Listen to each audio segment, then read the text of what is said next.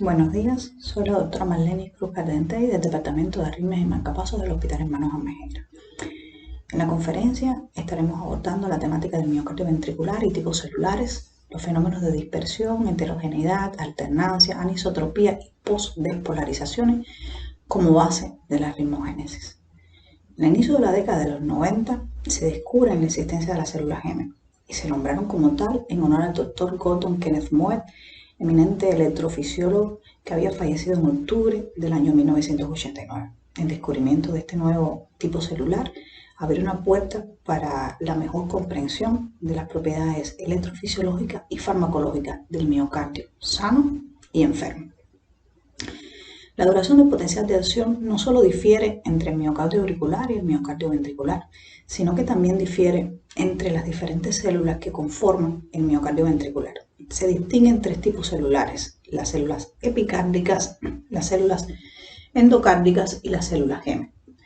La expresión de los diferentes canales iónicos es que determinan las características o las distinciones de estos tipos celulares.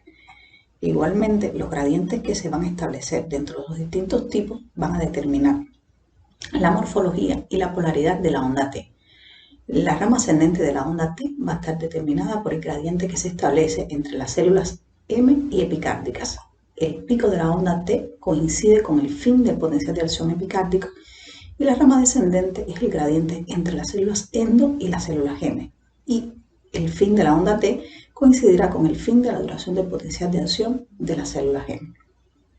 A través de los estudios experimentales realizados en cuñas caninas perfundidas, se descubre la existencia del tipo celular, de este tipo celular, es decir, específicamente de las células M. Este tipo de células, desde el punto de vista histológico, es similar a las células epicárdicas y a las células endocárdicas, pero desde el punto de vista electrofisiológico y farmacológico son un híbrido entre el Purkinje y las células miocárdicas.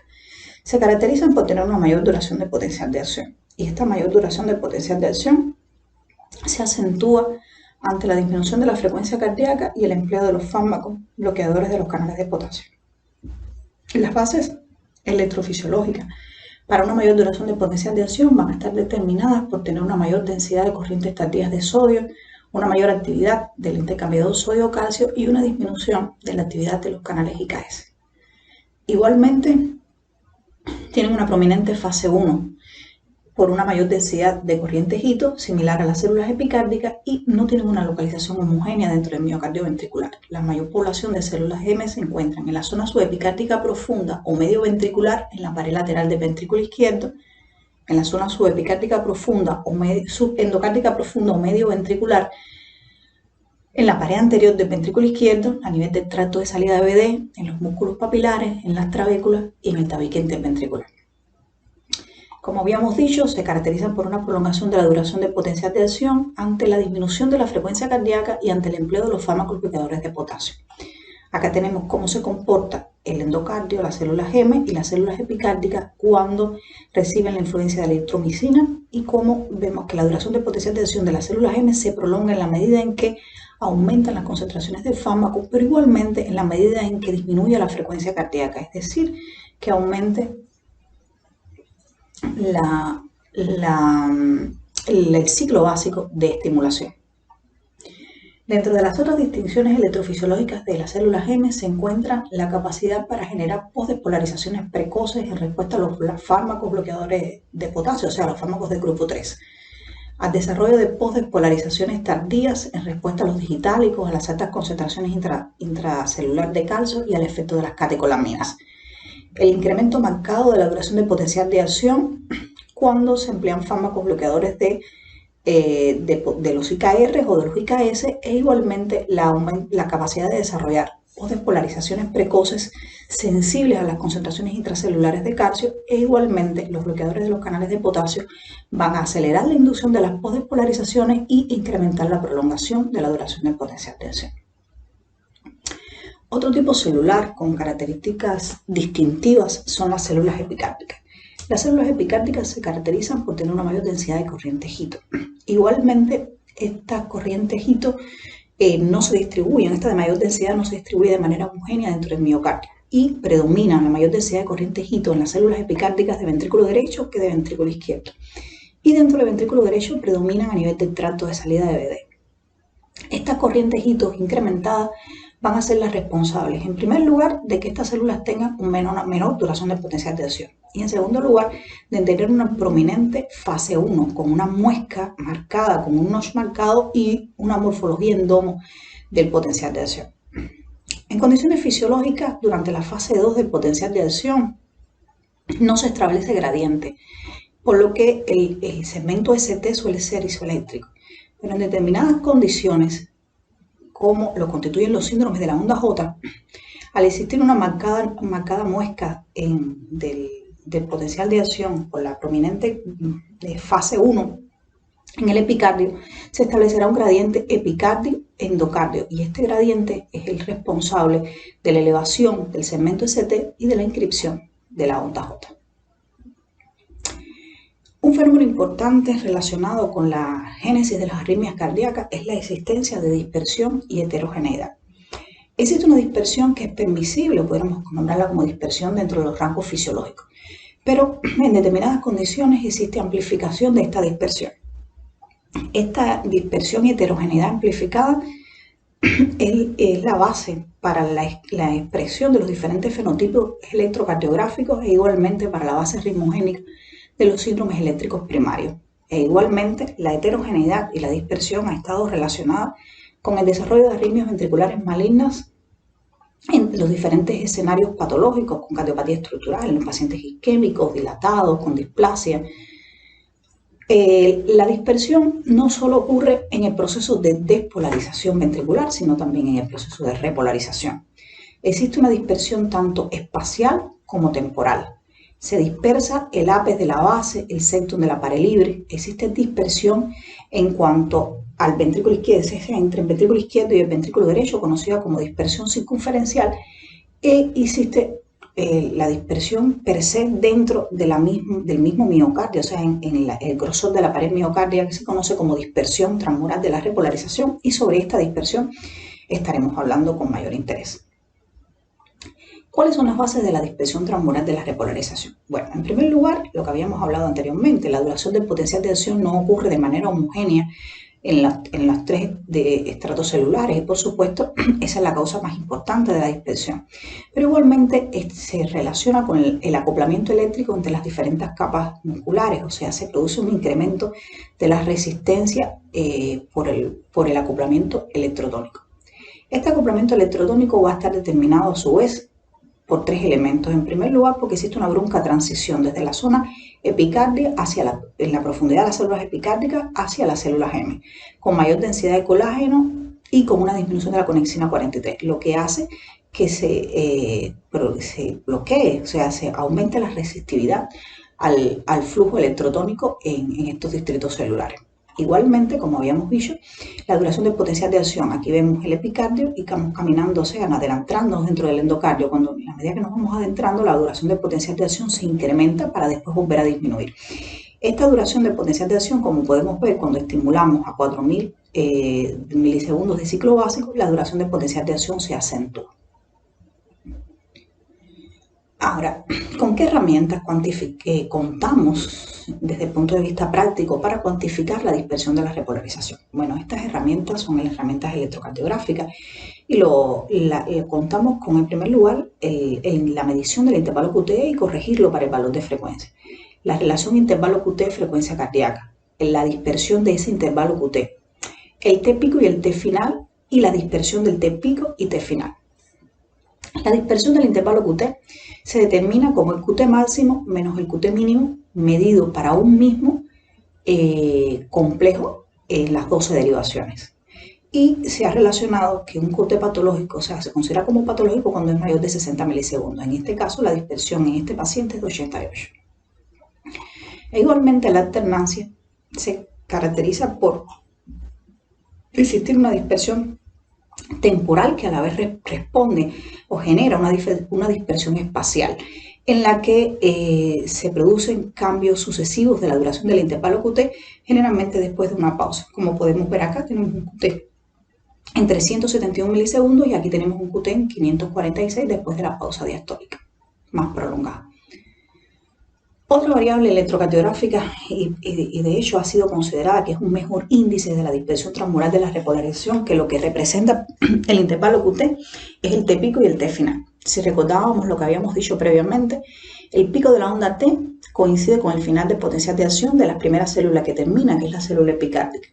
Y el final de la onda T coincide con el final de la duración de potencial de acción de la última célula, que es la célula M.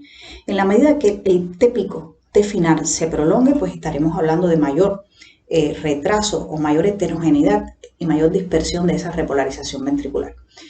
Se calcula, o sea, se determina en las derivaciones precordiales para un mismo, o sea, para las derivaciones precordiales, o sea, de B1 a B6, y se calcula el QT total menos el QT pico. Diferentes estudios observacionales han demostrado que un T piquen mayor de 100 milisegundos se ha asociado con el desarrollo de arritmias ventriculares malignas, no solo en pacientes con cardiopatías estructurales, sino pacientes con enfermedades eléctricas primarias. La otra variable que también se relaciona con esta heterogeneidad y dispersión es la dispersión per se del T piquen, y que bueno, se calcularía para un mismo latido, evaluar para un mismo complejo en las 6 derivaciones precordiales, calcular el T piquen máximo menos el T piquen mínimo. Y igualmente estudios experimentales, la duración mayor de 20 milisegundos los ha relacionado con un mayor riesgo arritmogénico. Acá tenemos una condición, o sea, tenemos un grupo control y un grupo tratado, una cuña profundida con un simulador de un LQT3 y vemos como el T piquen en condiciones basales es de 53 y el T piquen acá es de 156, marcadamente patológico. Igualmente, se hace heterogéneo y disperso la repolarización ventricular en los pacientes con síndrome de Brugada. Hay mayor acortamiento de la duración del potencial del suelo epicárdico en el tracto de salida del ventrículo derecho en comparación con las células endocárdicas, y este gradiente que se establece en fase 2 favorece la génesis de la reentrada en fase 2 y el desarrollo de la arritmia ventricular maligna. Como habíamos visto, no solo se dispersa y es heterogéneo el proceso de repolarización, sino también hoy vamos a hablar, o sea, del proceso disperso de la despolarización ventricular. La despolarización ventricular es dispersa cuando existe una conducción lenta, bloqueada y no homogénea del estímulo eléctrico en las fibras de Purkinje, en el miocardio ventricular y en los músculos papilares, que se produce por la existencia de bien de una escara, con la presencia dentro de esa escara de tejido isquémico aún, con islas de miocardio viable, con fibrosis que obligan a una conducción zigzagueante a través de líneas de bloqueo y barreras cortas. Esto establecerá un fenómeno que se conoce como anisotropía no uniforme, que más adelante estaremos conversando de él, con la presencia de electrogramas fraccionados cuando se corresponde esta zona con electrogramas fraccionados cuando se realiza un mapeo tanto epicárdico como endocárdico de esta zona, mapeos de alta densidad y alrededor de la escara y que reciben la modulación autonómica. Todo ello va a crear un patrón anormal de la conducción, tanto espacial como temporal. Igualmente, existen predictores eléctricos de esta despolarización heterogénea ventricular. Y bueno, sería en primer lugar la duración del complejo QRS y la dispersión de ese complejo QRS. La fragmentación, como podemos ver acá, existen los diferentes patrones de fragmentación de complejo QRS, que esta fragmentación se ha relacionado como un predictor de arritmias ventriculares en los pacientes con cardiopatías estructurales como la enfermedad eléctrica, enfermedad arterial coronaria, el síndrome coronario agudo, la miocardiopatía dilatada, la displasia, las cardiopatías congénitas, pero también en las enfermedades eléctricas primarias como es en el síndrome de Brugada. La presencia de potenciales tardíos mediante el electro de señales promediadas, que lo podemos ver acá. La presencia de potenciales también expresa zonas trastornos en la despolarización ventricular y la presencia de la onda epsilon en el contexto de la displasia arritmogénica de ventrículo derecho. Otro fenómeno arritmogénico de importancia es la alternancia. Alterna en el electro desde la P, el complejo QRS, el intervalo QT, la onda T y la onda O. Estaremos hablando específicamente de la alternancia de la onda T. Se dice, ¿no?, que la onda T es esa ventana que nos abre para acercarnos al proceso de repolarización ventricular. Conceptualizando la alternancia de la onda T, no es más que la alternancia en cuanto a la amplitud y o la morfología de la onda T que se produce de latido al latido. En primer lugar, es un proceso primario. ¿Qué quiere decir esto? Que no se va a relacionar la alternancia con la variación de otros componentes. O sea, puede existir alternancia de la onda T secundario, que no es secundario, o sea, alternancia, por ejemplo, de complejo QRS.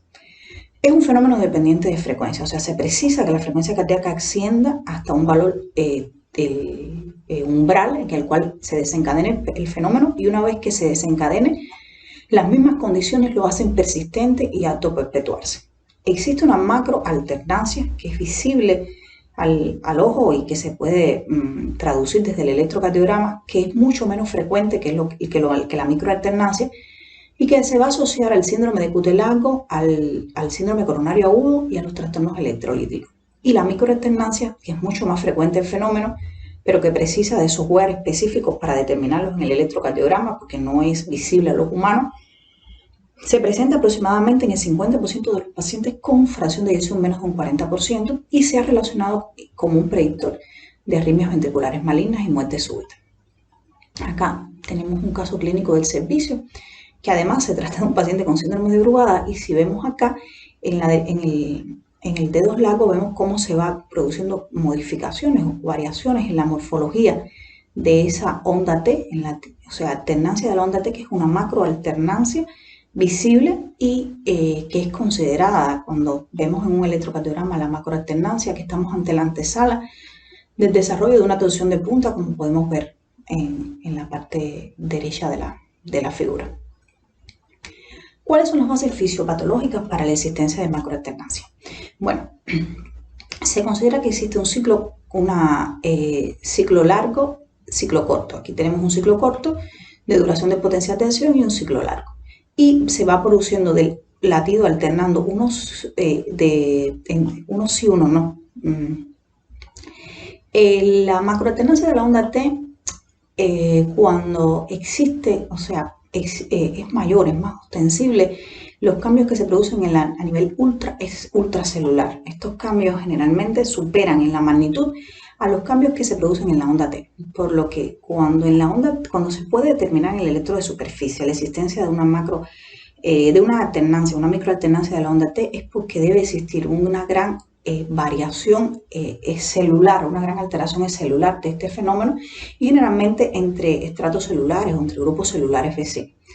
Se plantean dos hipótesis: la hipótesis de la restitución de la duración del potencial de acción, que no es más que el acortamiento del potencial de acción ante el aumento de la frecuencia cardíaca, y la prolongación de la duración del potencial de acción cuando la frecuencia cardíaca disminuye. ¿Qué sucede? Al existir una duración del potencial de acción más corto, evidentemente vendrá una pausa diastólica más larga, y un mayor aumento de frecuencia cardíaca traerá entonces que este segundo latido tenga una menor duración de potencial de acción, y así alternantemente.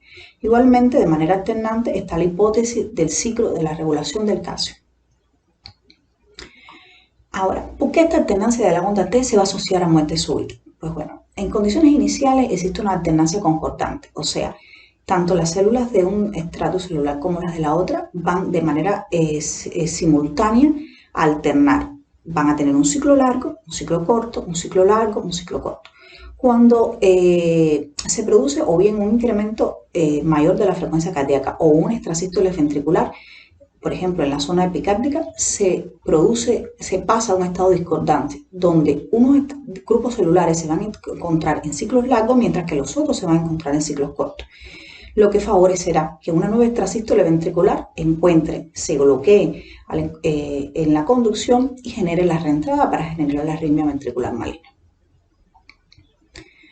Entonces, ante la presencia de la concordancia alternante, determinadas condiciones fisiopatológicas llevarán a la discordancia, y esta discordancia alternante de la onda T va a generar una arritmia que su forma de presentación va a depender del sustrato que se encuentre el paciente. O sea, si estamos dentro de la presencia de una escara, se va a presentar clínicamente como una taquicardia ventricular monomórfica.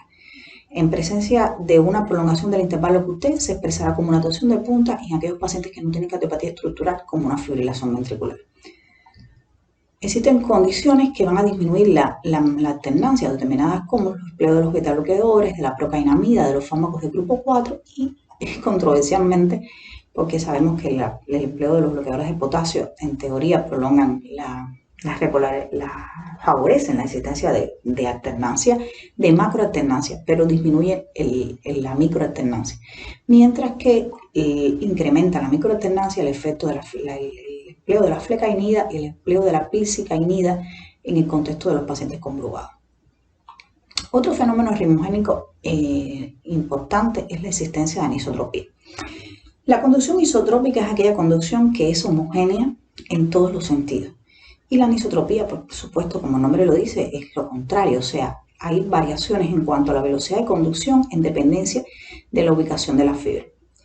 En sentido longitudinal, como podemos ver acá, la velocidad de conducción va siendo mayor. ¿Y por qué la velocidad de conducción es mayor? Porque se ofrece una menor resistencia, que va a estar determinado por las uniones G.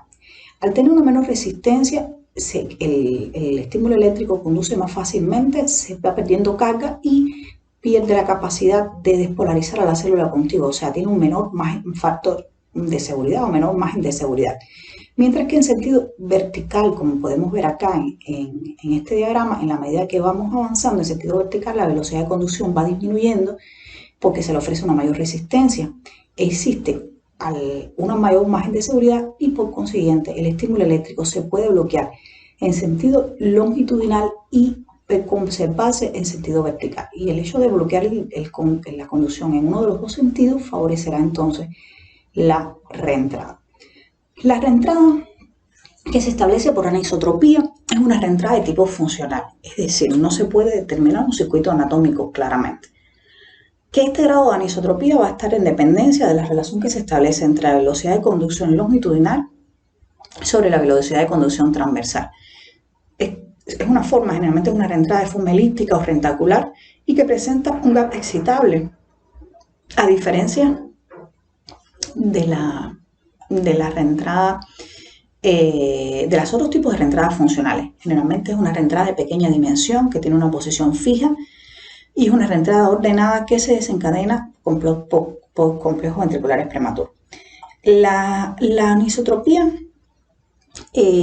uniforme es un fenómeno fisiológico en el miocardio ventricular y como podemos ver acá, pero en determinadas condiciones como por ejemplo cuando existe un tejido miocárdico postinfarto con un SCAR, se establecerá una anisotropía de tipo no uniforme y esta anisotropía no uniforme va a estar determinada por la longitud, por la morfología, por la posición o la disposición de los diferentes fibras musculares, por la existencia de fibrosis dentro de estas células, es decir, es del grado de acoplamiento, lo que creará una disincronía en la despolarización que se traducirá electrocardiográficamente por la existencia de fragmentación y por la existencia en los mapeos de alta densidad de electrogramo fraccionado. El fenómeno de anisotropía, tanto uniforme como no uniforme, es base de las arritmias auriculares, específicamente de la fibrilación auricular. Mientras que la anisotropía no uniforme justificaría, o sea, es base ritmogénica de las taquicardias ventriculares monomórficas epicárdicas en el contexto del infarto agudo del miocardio. Otro mecanismo importante en la génesis de las arritmias son las despolarizaciones o actividad gatillada. A diferencia de la actividad automática, las postdespolarizaciones, que son un trastorno del ritmo que precisa de la existencia de un previo potencial de acción para generarlo. Las postdespolarizaciones pueden ocurrir, o sea, tanto en fase 2 como en fase 3 como en fase 4. Estas oscilaciones del potencial de acción que se producen en la fase 2 o en la fase 3 se conocen como postdespolarizaciones precoces. Y las que ocurren en la fase 4 se conocen como postdespolarizaciones tardías. Estas postdespolarizaciones tienen la capacidad de, una vez llegado el potencial umbral, de gatillar un nuevo potencial de acción. Generalmente después del primer potencial de acción que se gatille, suele ocurrir un tren de nuevos potenciales o de nuevas actividades desencadenadas, que puede ser un tren más corto o más largo. Y el potencial de acción gatillado genera a su vez el consiguiente, o sea, que precisan de la existencia de un nuevo potencial de acción para que se genere.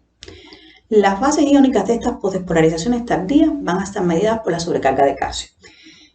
En el proceso de de fase 2, en el proceso de acoplamiento, excitación, contracción, se produce una entrada de calcio a la célula, la cual va a liberar el calcio retenido se activa los receptores de rianodina y se libera de manera masiva el calcio retenido en el retículo sarcoplásmico. Este calcio que está en el retículo sarcoplásmico, cuando sobrecarga ciertos niveles, como aparece en el estado de isquemia, injuria por reperfusión, en la acidosis, en la hipomagnesemia, en la hipercalcemia, en la intoxicación digitálica, en la activación simpática, en las mutaciones de los receptores de rianodina o calsocuestrina, que son las mutaciones ligadas a la taquicardia ventricular polimórfica catecolaminérgica, o cuando se produce un incremento de la frecuencia cardíaca, ya sea de manera espontánea, una taquicardia sinusal o generada por estimulación eléctrica. Todas estas condiciones van a sobrecargar el citoplasma de calcio. Este calcio va a intercambiarse con el sodio y la entrada de sodio es la que va a oscilar, generar la oscilación del potencial de acción, que si alcanza el potencial de umbral generaría un nuevo potencial. Todas aquellas condiciones que bloqueen la adenyl-ciclasa, como es el caso de la estimulación adrenérgica, o sea que activen la adenyl-ciclasa, aumentará la liberación de calcio. Mientras que la activación de los receptores de adenosina o los receptores muscarínicos van a traer consigo la inhibición de la adenyl-ciclasa y la disminución de las concentraciones de calcio. Por tanto, estas posdespolarizaciones van a ser sensibles a los beta bloqueadores, van a ser sensibles a los bloqueadores de los canales de calcio, a los fármacos del grupo 1B, porque van a disminuir la duración del potencial de acción y por tanto van a disminuir la amplitud de las posdespolarizaciones, son sensibles a las maniobras vagales y a la adenosina. Para que estas posdespolarizaciones alcancen el potencial umbral van a depender de tres variables. El valor del potencial de membrana en el cual se inicie la posdespolarización, la duración del potencial de acción y la longitud del ciclo básico. Este tipo de arritmia es característico, como habíamos dicho, en el contexto de la isquemia, la intoxicación, pero también existe un tipo de taquicardia, que son las taquicardias de los tractos de salida. Y estas taquicardias de los tractos de salida, que son desencadenadas por posdespolarizaciones tardías, que también conocidas como taquicardia adenosina-sensible, basado en lo que habíamos explicado previamente. Aquí tenemos un caso clínico, que es una taquicardia del tracto de salida de ventrículo izquierdo, positiva en toda la cara inferior, transición en la derivación B3. Y fue un caso del servicio que se mapeó. Las posdespolarizaciones precoces, tenemos las posdespolarizaciones en fase 2 y las posdespolarizaciones en fase 3. Las posdespolarizaciones en fase 2 son dependientes de la entrada de los canales lentos de calcio y también del intercambiador de sodio-calcio. En fase 2, los canales de sodio están completamente inactivos, por lo que estas posdespolarizaciones van a estar mediadas completamente por la concentración de calcio. Aun cuando este potencial de acción disparado no sea capaz de propagarse, sí crean suficiente amplificación de la heterogeneidad y muchas veces actúan como interacción electrotónica para desencadenar las posdespolarizaciones en fase 3. Igualmente, las posdespolarizaciones no ocurren de manera homogénea, o sea, se desencadenan más fácilmente en las células de Purkinje, en las células M del ventrículo izquierdo y en el epicardio de tracto de salida, y que son dependientes de la frecuencia cardíaca. O sea, en la medida que la frecuencia cardíaca se enlentezca, favorece su génesis. Mientras que las que se producen en fase 3 van a estar mediados por el intercambiador de sodio-calcio y el ion que media es la entrada de sodio. Existe una interacción electrotónica como habíamos dicho previamente, entre los de fase 2 con las de fase 3, y estas son más propensas a propagarse. Existen una serie de factores de riesgo para el desarrollo de las posdespolarizaciones precoces, que son la base ritmogénica de la torsión de punta. Y estos factores que desarrollan serían todas aquellas condiciones que produzcan prolongación y dispersión de la repolarización ventricular. El intervalo QT congénito, ya sea clínico o subclínico, el sexo femenino, la mayoridad, los polimorfismos genéticos, la bradicardia, las pausas y el bigeminismo por la pausa post-extrasistólica, los trastornos hidroelectrolíticos, es decir, la hipomagnesemia, hipocalcemia e hipopotasemia, el remodelado eléctrico por la presencia de hipertrofia ventricular izquierda, insuficiencia cardíaca, isquemia, reversión reciente de un FA, la acción de los fármacos antiarrítmicos y de otros fármacos bloqueadores de los canales IKR y las comorbilidades renales y hepáticas. ¿Qué variables electrocardiográficas van a expresar una mayor dispersión, una mayor favorecimiento, ¿no?, para el desarrollo de estas postdespolarizaciones. Bueno, la presencia de un intervalo QT prolongado, un intervalo QT disperso o un intervalo QT alternante. El T-Piquen, ya sea prolongado o disperso, la existencia de macroalternancia de la onda T, la onda T bimodal o una onda U gigante. Acá tenemos un caso clínico, una paciente que se realizó una sustitución valvular mitral, que tomaba amiodarona 400 miligramos por un floater y que acude a cuerpo de guardia por la presencia de síncope. Y bueno, eso marcadamente escandaloso, la duración, la prolongación de esa duración de potencial de acción, o sea, del intervalo QT. Y esta paciente, minutos después de haber sido admitida en la unidad de cuidados coronarios, pues bueno, hace esta torsión de punta que prácticamente degenera en fibrilación ventricular. Bueno, quisiera terminar la charla con este cuadro, La Gitana Tropical, obra cumbre del pintor cubano Víctor Manuel. Y termino con ella porque, bueno, representa pues, de lo que hemos estado hablando hoy, o sea, de la gran heterogeneidad que existen tanto en el miocardio, en los procesos de despolarización como de repolarización, que son fases de las arritmias. Pues bueno, esta gitana también es heterogénea, porque se trata de un cuerpo de mujer mulata, cubana, y sin embargo tiene rasgos dentro de su fenotipo de India. Podemos ver las características de los ojos rasgados. Y bueno, de esa manera heterogénea también es la actividad eléctrica miocárdica. Muchas gracias por su atención.